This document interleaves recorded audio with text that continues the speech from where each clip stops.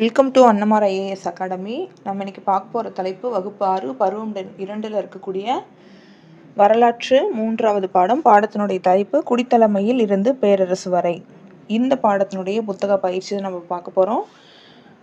முதல் பயிற்சி சரியான விடையை தேர்ந்தெடுக்குவோம். முதல் கேள்வி, 4 மகாஜனபதங்களில் மிகவும் வலிமையான அரசு எது? இதற்கு சரியான விடை மகதம். இரண்டாவது கேள்வி, கீழ்கண்டவர்களில் கௌதம புத்தரின் சமகாலத்தை சேர்ந்தவர் யார்? அதற்கு சரியான விடை அஜாத சத்ரு. மூன்றாவது கேள்வி, கீழ்காணப்படுவனவற்றில் எது மௌரியர் காலத்திற்கான சான்றுகள் ஆகும்? அதற்கு சரியான விடை அர்த்தசாஸ்திரம், இண்டிகா, முத்ரா ராட்சசம். மூன்றுமே, அதனால இவை அனைத்தும். நான்காவது கேள்வி, சந்திரகுப்த மௌரியர் அரியணையை துறந்து பத்ரபாகு என்னும் சமண துறவியோடு சரவண பெலகோலாவுக்கு சென்றார். செல்யூக்கஸ் நிகேட்டரின் தூதுவர்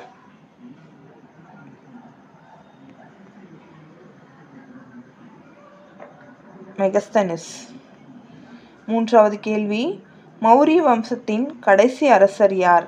இதற்கு சரியான விடை என்ன அப்படின்னு சொல்லி பார்த்தோம் அப்படின்னாக்க பிந்துசாரர். அடுத்து, கூற்றை காரணத்துடன் பொருத்துக.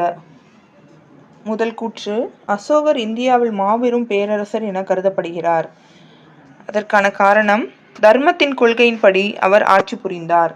இதற்கு சரியான விடை என்ன அப்படின்னு சொல்லி பார்த்தோம்னா கூற்று காரணம் ஆகிய இரண்டும் சரி. காரணம் கூற்றுக்கான சரியான விளக்கமாகும். இரண்டாவது, கீழே கொடுக்கப்பட்டுள்ள கூற்றுகளில் எது சரி? ஒட்டுமொத்த இந்தியாவை ஒரே ஆட்சியில் கீழ் இணைத்த முதல் அரசர் சந்திரகுப்த மௌரியர் ஆவார். மௌரியரின் நிர்வாகம் பற்றி செய்திகள் அர்த்த சாஸ்திரம் வழங்குகிறது.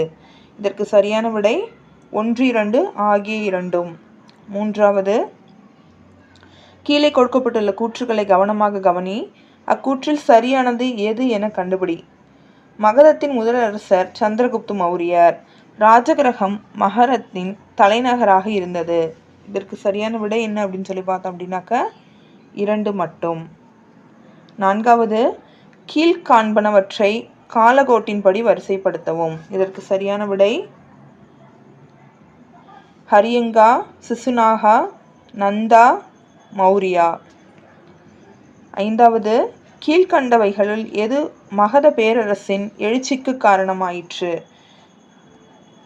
சரியான விடை முக்கியத்துவம் வாய்ந்த அமைவிடம், அடர்ந்த காடுகள் மரங்களும் யானைகளையும் வழங்கின. நான்காவது, வளமான இரும்பு தாது கிடைத்தமையால். அப்போ இதற்கு சரியான விடை என்ன அப்படின்னு சொல்லி பார்த்தோம்னா 1, 2 மற்றும் 4 மட்டும். அடுத்து, கோடிட்ட இடங்களை நிரப்புக. டேஸ் மகதத்தின் தொடக்க கால தலைநகராக இருந்தது. சரியான விடை என்ன அப்படின்னு பார்த்தோம்னா ராஜகிரகம்.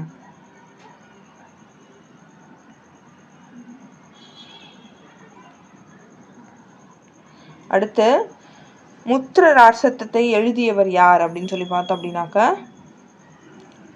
விசாக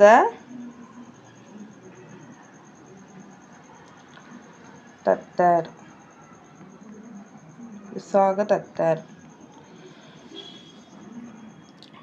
யார் பிந்துசாரரின் மகனாவார்? இதற்கு சரியான விடை என்ன அப்படின்னு சொல்லி பார்த்தோம் அப்படின்னாக்க அசோகர்.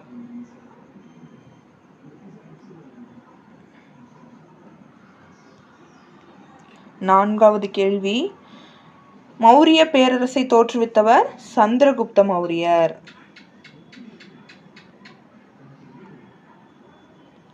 சந்திரகுப்த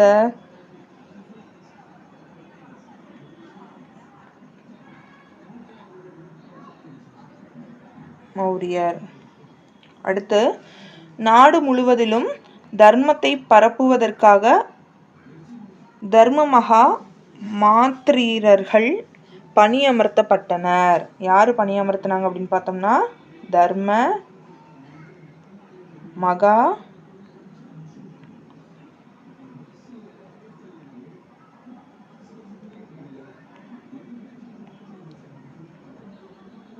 மாத்திரர்கள்.